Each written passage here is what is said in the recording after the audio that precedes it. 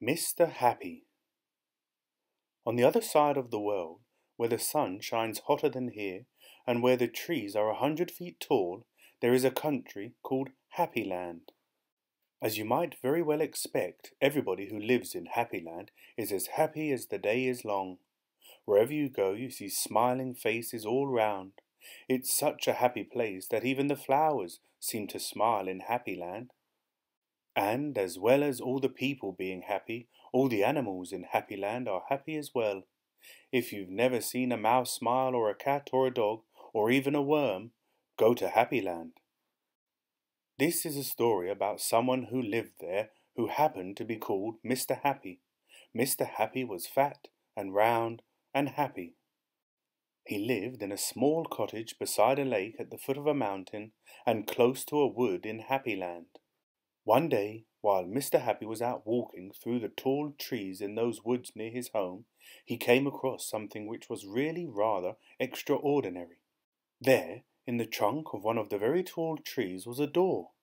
Not a very large door, but nevertheless a door. Certainly a door, a small, narrow, yellow door. Definitely a door. I wonder who lives here, thought Mr. Happy to himself, and he turned the handle of that small, narrow, yellow door. The door wasn't locked, and it swung open quite easily. Just inside the small, narrow, yellow door was a small, narrow, winding staircase leading downwards. Mr. Happy squeezed his rather large body through the rather thin doorway and began to walk down the stairs. The stairs went round and round and down and down and round and down and down and round. Eventually, after a long time, Mr. Happy reached the bottom of the staircase. He looked around and saw, there in front of him, another small, narrow door, but this one was red. Mr. Happy knocked at the door.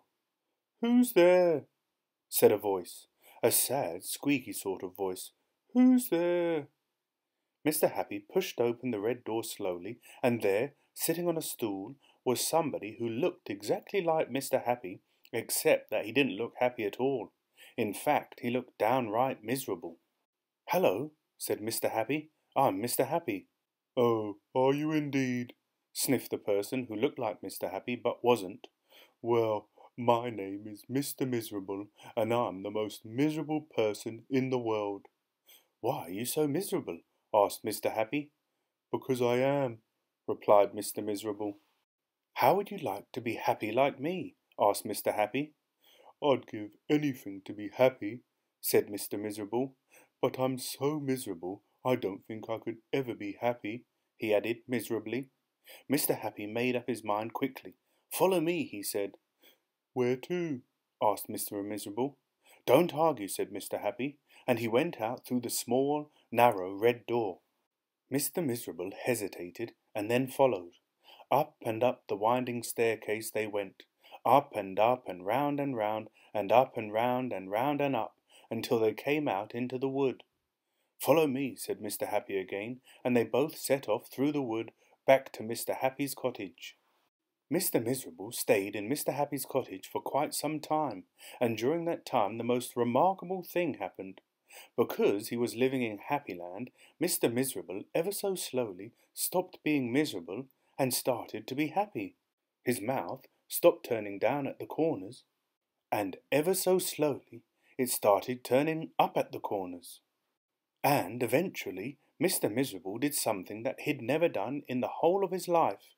He smiled, and then he chuckled, which turned into a giggle, which became a laugh, a big, booming, hearty, huge, giant, large, enormous laugh. And Mr. Happy was so surprised that he started to laugh as well, and both of them laughed and laughed. They laughed until their sides hurt and their eyes watered.